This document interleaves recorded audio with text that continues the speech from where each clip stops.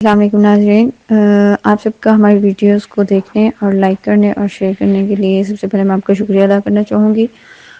اس کے علاوہ ان سب کے لیے میرا سلام۔ اور آج میں آپ کے ساتھ جو شیئر کرنے جا رہی ہوں بچوں کے کھانسی سے بچاؤ کے لیے ایک ٹوٹکا ہے جو میں آپ کے ساتھ شیئر کروں گی۔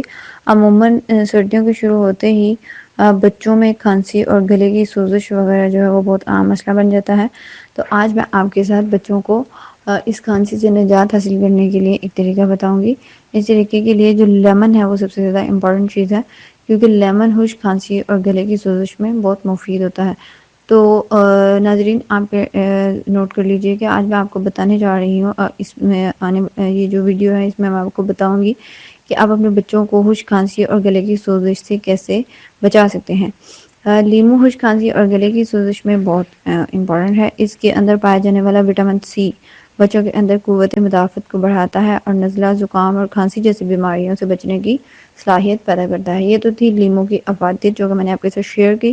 اس کے علاوہ آپ نے اس کو استعمال کس طرح سے کرنا ہے، آپ نے 4 لیمن لیں، ان کا رس نکال لیں، رس اور چھلکوں کو ایک برتن میں ڈال لیں۔ اب 1 کھانے کا چمچ ادرک بھی اسی برتن میں ڈال لیں۔ اب اس برتن میں ابلتا ہوا پانی ڈال لیں یہاں تک کہ یہ ساری چیزیں پانی میں بھیگ جائیں۔ برتن کو ڈھک کر 10 منٹ تک پڑا رہنے دیں اور اس کے بعد چھلنی سے چھان کر 1 کپ میں انڈیل لیں۔ اب اس محلول میں برابر مقدار میں نیم گرم پانی شامل کر کے اس کو پلٹا کر رکھ دیں۔ ساتھ میں حسب ذائقہ شہد میں ملا لیں تاکہ ذائقہ اچھی طرح اس کا ذائقہ جو ہے وہ آپ کے ساتھ اچھا ہو جائے، ایک اچھا ٹیسٹ ڈیولپ ہو جائے۔ ایک دن میں 2 سے 3 مرتبہ بچے کو پینے کے لیے دیں۔